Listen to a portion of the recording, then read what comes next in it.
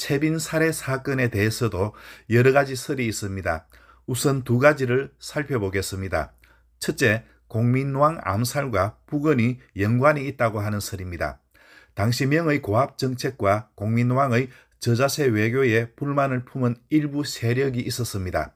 그들은 북원과 연계해서 공민왕을 몰아낸 뒤 왕독 타부라를 왕으로 세우려고 했습니다. 그래서 최영이 없는 틈을 노려 홍윤을 사주하여 공민왕을 살해하는 데 성공했죠. 하지만 이후에 일이 뜻대로 진행되지 않아 두 번째로 쓴 작전이 명나라 사신 살해라고 하는 겁니다. 기록에 나왔듯 김의가 원래 원나라 사람인 게 이를 뒷받침합니다. 이 작전을 쓴 주요 인물이 안사기라는 이론입니다. 전편에서 어떤 사람이 이인임을 부추겼다고 했습니다. 이 이론에 따르면 어떤 사람이 바로 안사기가 됩니다. 그가 공민왕 사후에 이인임이 주도권을 잡는 것을 보고 다가가서 꿰었다는 겁니다. 공민왕 암살과 이인임이 연관이 있어서가 아니라 그가 정권을 잡아서 다가간 것이죠. 채빈과 인밀이 돌아가서 홍무제에게 보고하면 앞으로 더욱더 철저하게 명의 간섭을 받을까 이인임이 우려하게 됩니다. 그래서 이인임은 일단 명을 견제한다는 차원으로 사신을 죽이려고 하는 안사기의 조언에 귀를 기울였다는 것입니다. 그 역시 공민왕 말기에 홍무제가 요동을 폐쇄하고 무리하게 말을 요구하는 데 불만을 품고 있었다고 설명합니다. 하나의 가설입니다. 그런데 이 이론은 북원에서 공민왕을 죽였다는 사실을 전제로 하고 있습니다. 공민왕 암살 사건에 북원이 개입되었다고 확실하게 입증되어야 성립할 수 있는 이론이 됩니다. 둘째, 아예 안사기 독단으로 김의를 사주에 죽여놓고 나서 이인임에게 밝혔다는 설입니다.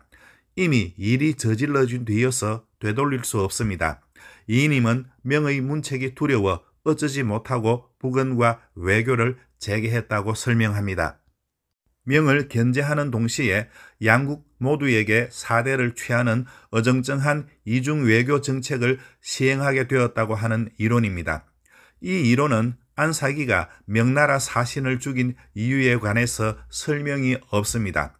이 경우에는 안사기가 친원파여서 이인임을 부추겨 실행했거나 아니면 먼저 실행하고 나서 이인임에게 알렸다고 하면 하나의 이론이 될 수 있습니다. 그가 북원을 도우려고 이인임을 꿰었다고 풀이하는 것입니다.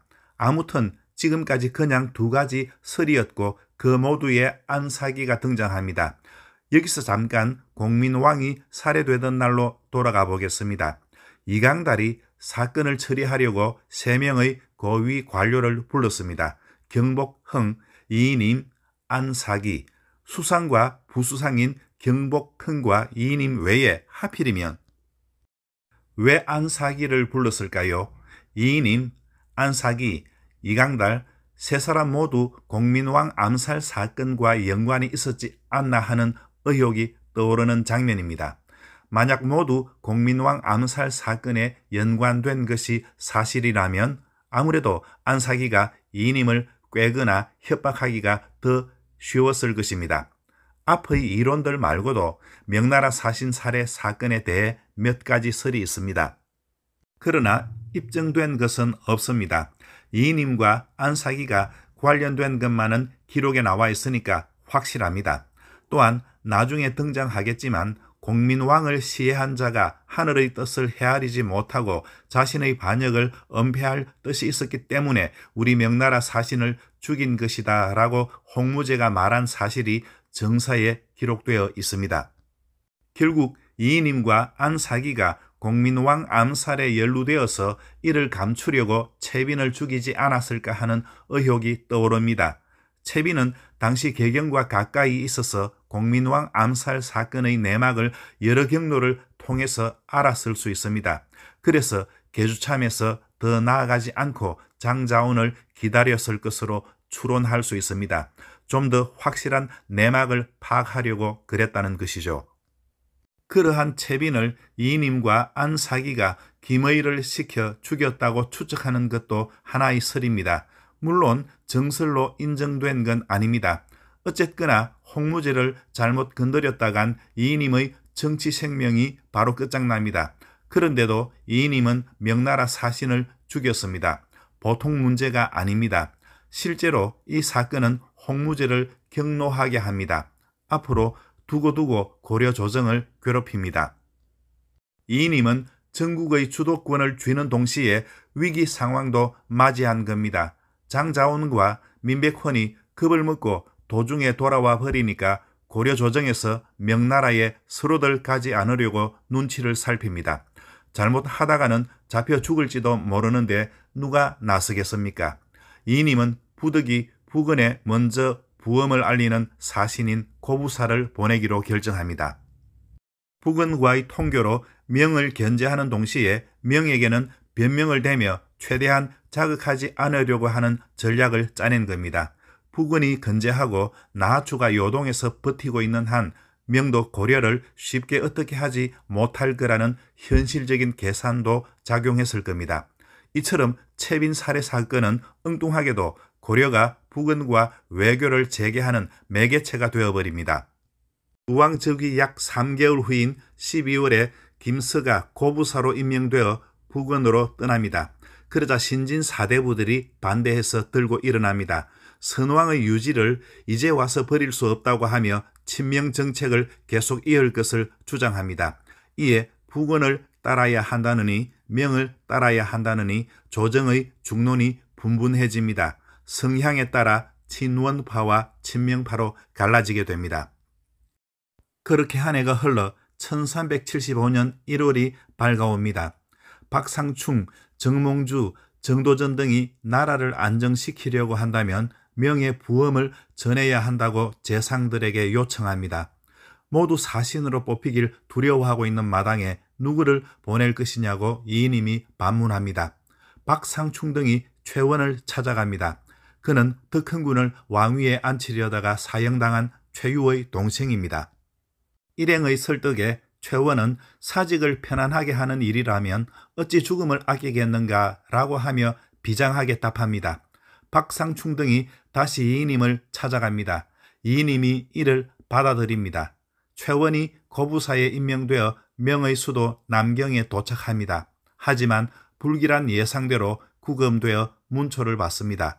다행히 죽지 않고 억류만 됩니다. 명의 사신을 보내기가 무섭게 나하추가 사신을 고려로 보내어 옵니다. 전왕에게 아들이 없었는데 지금 누가 왕위를 이었느냐고 물어 고려를 긴장하게 합니다. 나하추가 김의로부터 공민왕 암살 사건을 들은 겁니다. 나하추가 알고 있는 일을 부건이 모를 리 없을 겁니다. 부건에서는 아예 왕독 타우라를 왕으로 세워 고려로 보내려 하고 있었습니다. 전편 기록에서 길어 제가 중략했는데 다음과 같습니다. 공민왕의 후사가 없어서 심왕을 왕으로 받들고 싶다고 고려의 재상이 김의를 보내 청해서 원 황제가 왕독 타부라를 왕으로 임명했을 뿐 공민왕의 아들을 인지했다면 그렇게 하지 않았을 것이다 라고 하는 내용입니다. 우왕이 즉위하자마자 고려는 원명 양국 사이에 묘하게 얽혀 난감하게 되었습니다.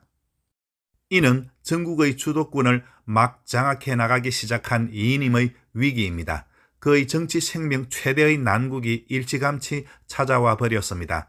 잘 넘기지 못하면 그는 제대로 권력을 휘둘러 보지도 못하고 사그러져야 합니다. 그 타개책의 하나로 전편에서 보았듯 이인임이 안사기를 제물로 삼은 겁니다. 그런데 박상충이 상소에서 안사기만 공격했습니다. 이인임은 전혀 언급하지 않았습니다.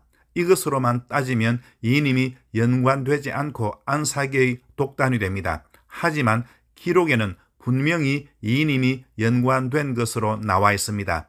박상충이 힘이 센 이인임보다는 더 약한 안사기를 먼저 공격의 대상으로 삼은 것 같습니다. 이인임에 대한 신진 사대부들의 본격적인 공격은 곧 시작됩니다. 어쨌거나 이인임은 안사기를 제거함으로써 채빈 살해 사건에 대한 의혹을 어느 정도 해소할 수 있었습니다. 그에게 쏠렸던 의혹의 눈길을 모두 안사기의 죄로 돌려버렸습니다. 계속해서 이인임은 찬성사 지윤을 서북면 도원수로, 문화평리 유연을 동북면 도원수로 삼아 전국에 걸쳐 군사들을 징발해 북원을 방비하게 했습니다. 혹시라도 왕독 타불화가 고려로 들어올까 염려해서였습니다. 다행스럽게 변방에서 큰 조짐이 일지 않았습니다. 군사를 징발하는 일은 곧 중지됩니다. 뒤이어 이인임 주도로 종친, 원로, 무무백관과 함께 연명으로 북원의 중서성에 올릴 외교문서를 준비하는 일이 추진됩니다. 공민왕의 아들인 우왕에게 정통성이 있으므로 왕독 타불화를 옹립하려고 하는 시도는 그만해 달라고 부탁하는 내용입니다. 문제는 북원에 외교문서를 보낸다는 것은 공식적으로 북원과 외교를 재개한다는 뜻입니다. 신진 사대부들이 가만히 있지 않습니다. 그들이 강력하게 반발합니다. 권력투쟁이 벌어지는 것이지요. 다음 편에서 계속하겠습니다. 좋아요와 구독을 부탁드립니다. 감사합니다.